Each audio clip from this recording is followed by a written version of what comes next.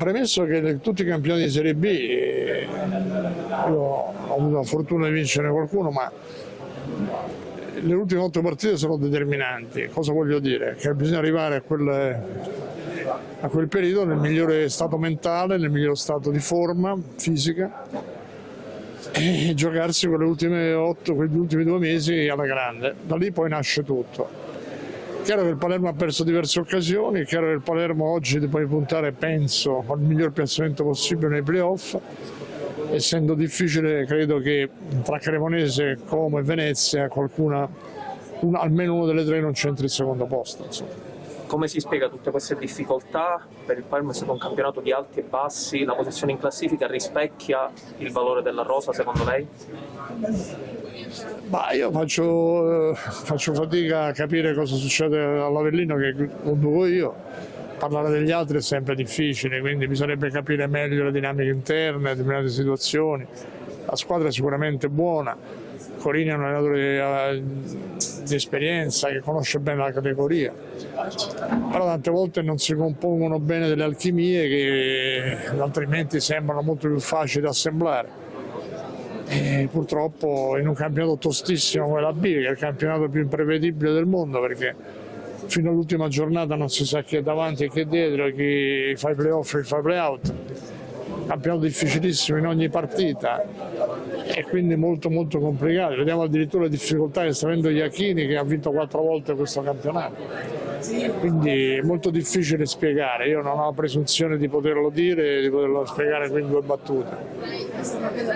Sicuramente però quello che si può fare è mantenere unione, essere coesi e prepararsi bene ad affrontare al meglio possibile la fase finale dei playoff, dove il Palermo già una volta è riuscito a centrare l'obiettivo proprio partendo da una posizione anche non di prima classifica. Insomma. Che idea si è fatto della strategia del Citigroup di confermare Corini a oltranza nonostante i risultati? È un unicum in Italia probabilmente. Perché viene da una visione diversa del calcio estera. Noi abbiamo questa emotività, questo pensiero che sempre sia facile risolvere tutto cambiando allenatore, che è una balla colossale. E quindi chi non ha questa abitudine certamente pondera di più, riflette di più e cerca di trovare continuità, che è la cosa, e stabilità, che è la cosa più difficile nel calcio. Quindi io condivido insomma, l'idea di tentare tutte le vie senza stare a cambiare continuamente guida tecnica che poi stravolge le certezze della squadra, non è detto che possa risolvere in canto i problemi.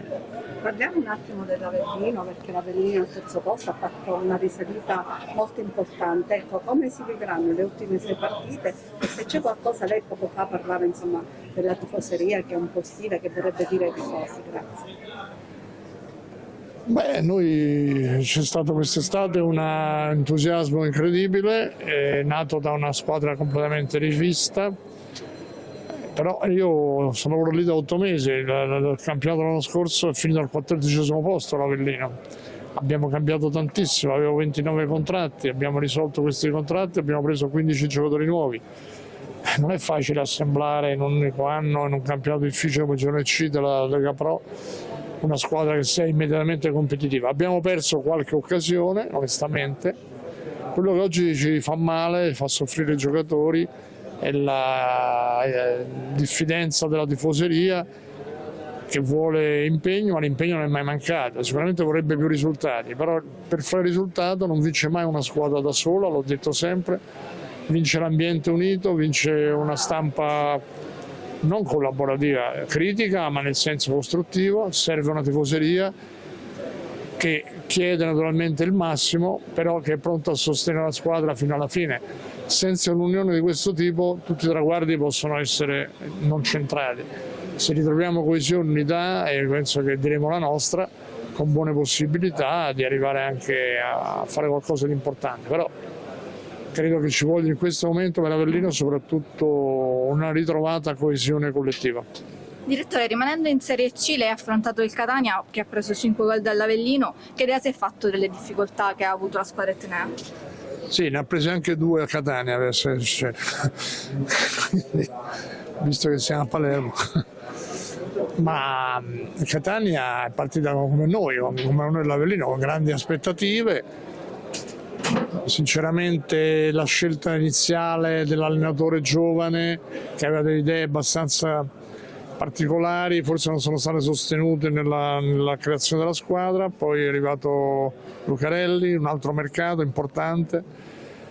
Se dovessimo fare la classifica per investimenti, l'Avellino sarebbe terzo, perché Benevento e Catania hanno speso più di noi, ma non è che si fa solo questo, tanto è vero che prima la Juve Stabia che investimenti non ha fatti. Quindi si tratta di situazioni che si devono...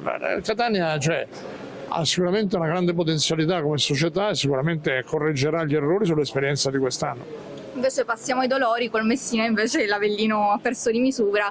E che idea si è fatta una squadra in Andata e crescita? ritorno. È una squadra in crescita Sì. di cui non si aspettava questo exploit. No, assolutamente. Modica è stato molto bravo, la squadra ha un'identità, gioca bene.